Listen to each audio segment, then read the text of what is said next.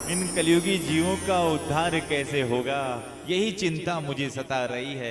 और वेद व्यास जी महाराज ने जो इस प्रकार से कहा, और वेद व्यास जी महाराज ने जो इस प्रकार से कहा ना, तब नारद जी ने कहा, महाराज एक बात बताएं, अब तक आपने कर्म शास्त्र की रचना कर दी, अब तक आपने धर्म शास्त्र की रचना कर दी, लेकिन अभी तक आपने कोई ऐसा शास्त्र नहीं बनाया है जिस एक शास्त्र को सुनने और पढ़ने मात्र से गोविंद के पाद पद्मों में प्रीति हो जाए।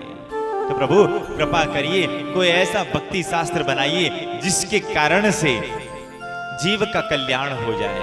जो इस प्रकार से कहा ना, तो कहा भक्ति शास्त्र और कैसे बनाऊं? अरे वेद व्यास जी आप एक काम करिए, आपको एक काम करना पड़ेगा। तो कहा कि क्या? आपको काम ये करना पड़ेगा प्रभु कि मेरे पिताजी ने मुझे 4 श्लोक दिए हैं, और यही 4 श्लोक मेरे पिताजी के भी पिताजी भगवान नारायण ने 4 श्लोक दिए हैं। आप एक काम करिए ना, वही 4 श्लोक मैं आपको दे रहा हूं। इसे चतुश्लोकी भागवत कहा जाता है। यही 4 श्लोक में दे रहा हूं ना, इसी का तुम विस्तार करो। आज नारद जी ने वही 4 श्लोक देते हुए वेद व्यास जी को कहा कि प्रभु इन्हीं 4 श्लोकों का विस्तार करिए। कि अहमिवा समिवाग्रे नान्यद यत सदसत परम पश्चादहं यदेतच्यो अवशिष्येत सो अस्म्यहम् ऋते अर्थम यद प्रतीयेत न प्रतीयेत चात्मनि तद विद्यादात्मनो मायां यथा आभासो यथा तम यथा महान्ति भूतानि भूतेषु चावचेष्वनो प्रविष्टान्य प्रविष्टानि तथा तेषु न तेष्वहम् एतावदेव जिज्ञासं तत्व जिज्ञासुनात्मन अन्यव्यतिरेकाभ्यां यतशात सर्वत्र सर्वदा। अरे महाराज इन्हीं 4 श्लोकों का विस्तार करिए। अरे इन 4 श्लोकों का विस्तार करूं तो करूं कैसे? अब नारद जी ने कहा घबराइए मत, आप संतों की शरण में जाइए। संतों की शरण में? हाँ हाँ संतों की शरण में। क्यों? क्योंकि आपके सामने जो देव ऋषि है ना, मैं भी संतों की ही कृपा का प्रसाद हूं कि मैं देव ऋषि हूं, वरना क्या बताऊं। हे व्यास जी महाराज आप तो सर्वंतर्यामी हैं। मैं आपको बताना चाहता हूं कि मैं भी अपने पूर्व जन्म में एक दासी का बेटा था, और मैं दासी का बेटा था, पर संतों की कृपा के कारण से आज मैं देव ऋषि नारद हूं। अरे पिछले जन्म में मेरी माँ घर घर में झाड़ू पोछा करती, और घर घर में झाड़ू पोछा करती, और उसके उपरांत मेरी माँ जाती और हमारे लिए 2 समय के भोजन की व्यवस्था कर पाती। बस मैं ऐसा था कि मेरी माँ भोजन लाती और मैं पाता, और इस प्रकार से हमारा जीवन चल रहा था। एक दिन की बात है, मेरी माँ किसी घर में गई ना, झाड़ू पोछा लगा रही थी, तो उसी घर की मालिक ने कहा, अरे माताजी आप रोज घर घर में जाकर झाड़ू पोछा लगाती हो, एक काम करो ना, यही पास में ही ब्राह्मण देवताओं का आश्रम है, मकान है, वहां पर जाकर आप वहां जाकर ब्राह्मणों के वहां जाकर कुछ काम करना।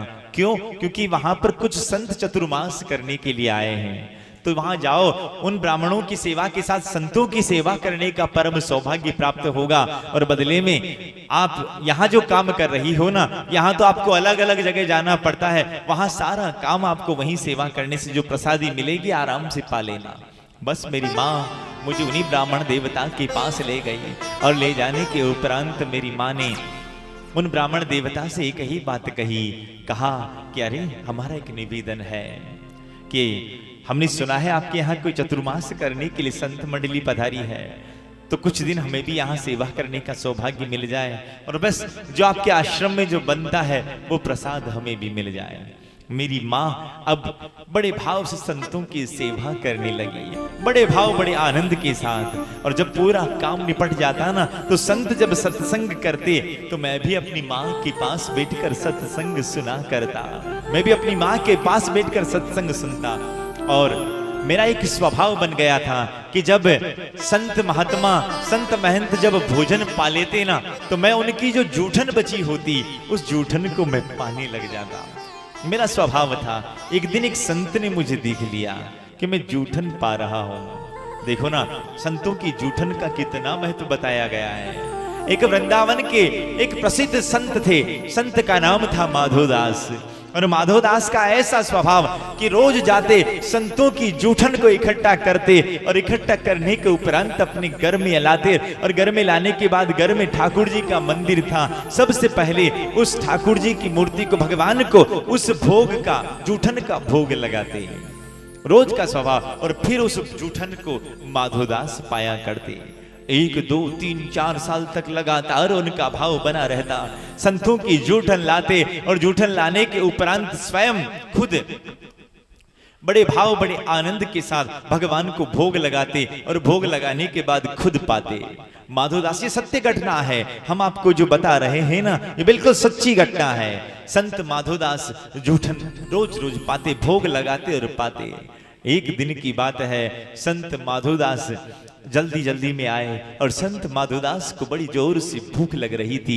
आज भूख के चक्कर में आकर उन्होंने भगवान को भोग भी नहीं लगाया, और जो जूठन थी उस जूठन को जो ही अपने मुख में डाला, जो ही अपने मुख में रखा, और याद आया, अरे राम, मैं कितना आज भूख के मारे ऐसा हो गया कि मैंने अपने ठाकुर को भोग नहीं लगाया। अब जूठन मुंह में रखी हुई है, अब निगले तो राम राम, मैंने भगवान को भोग नहीं लगाया, और उगले तो संत की प्रसादी का अपमान हो जाए, करें तो करें क्या। आज माधोदास अपने मुख में वो जो चावल थे, वो चावल अपने मुखमंडल में दबा के रख रखे और फूट फूट कर रो रहे हैं, भगवान आज मैं आपको भोग नहीं लगा पाया, हे भगवान मैं आपको भोग नहीं लगा पाया, हे भगवान करूं तो करूं क्या, मैं आपको भोग नहीं लगा पाया। बस इस प्रकार से माधोदास मुख में वही चावल खाए हुए हैं और बस निकल भी नहीं रहे और उगल भी नहीं रहे, और उनकी आंखों से अश्रुधारा बह रही है।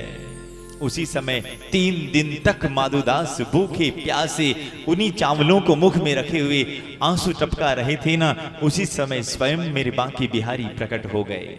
और बांके बिहारी ने प्रकट होकर कहा, अरे माधोदास, 3 दिन से भूखा बेटा हूं, भोग नहीं लगाओगे।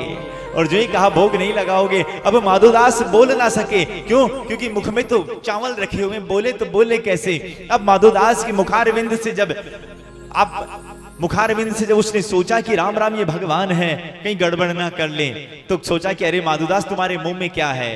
क्यों? क्योंकि भगवान को कोई देते नहीं है ना, तो भगवान को छीनना भी आता है। जैसे सुदामा की पोटली को छीना था ना, आज माधोदास को भी कहा, अरे दिखाओ तो सही, अरे मुख में क्या भरा हुआ है। आज माधोदास ने सोचा कि मेरा ठाकुर मेरा जूठन ना पाले।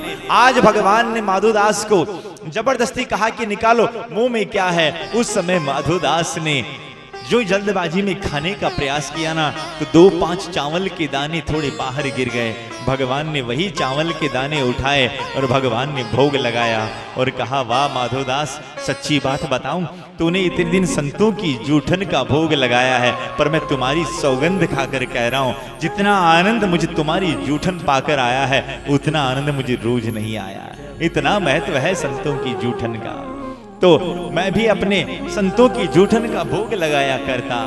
एक दिन एक संत ने मुझे गोद में बिठाया और गोद में बिठाकर कहा, बेटा क्या नाम है? अब तक मेरा कोई नाम नहीं था। तो संत ने माथे पर हाथ घुमाते घुमाते कहा, बेटा आज से तेरा नाम रामदास है। अरे हे वेदव्यास जी, पहली बार मेरा नाम रामदास रखा गया। सब लोग मुझे रामदास कहकर बुलाते, अरे रामदास ये कर, अरे रामदास वो कर, अरे रामदास इधर आ। और बस मुझे जो मंत्र मिला, मैं उस मंत्र का खूब जाप करता। अब धीरे धीरे 4 महीने चुटकी बजाए जैसे निकल गए, और जब 4 महीने ऐसे निकले ना, तब संतों की मंडली जाने लगी। आज मैंने संतों के चरणों में अपना माथा रख दिया और रख कर कहा कि नहीं गुरुदेव, मुझे भी साथ ले चलना, मैं आपके साथ जाना चाहता हूँ। आज मुझे गुरुदेव ने बिठा कर कहा, बेटा एक काम कर, ये संसार में कोई व्यक्ति आता है ना, तो कुछ ऋण लेकर आता है, माता का ऋण, पिता का ऋण, अतिथि का ऋण। इसलिए बेटा, पिताजी तुम्हारे है नहीं और तुम्हारी माँ अभी तक है, इसलिए बेटा अगर इस ऋण को छोड़कर तुम जाओगे ना, तो वापस तुझे भटक कर आना पड़ेगा। इसलिए काम करो ना, जब तक तुम्हारी माँ है तब तक तुम बड़े भाव से माँ की सेवा करो, और जब माँ के 100 बरस हो जाए ना, तो चले आना उत्तराखंड में। बस इस प्रकार मंत्र देकर आज संतों की मंडली चली गई।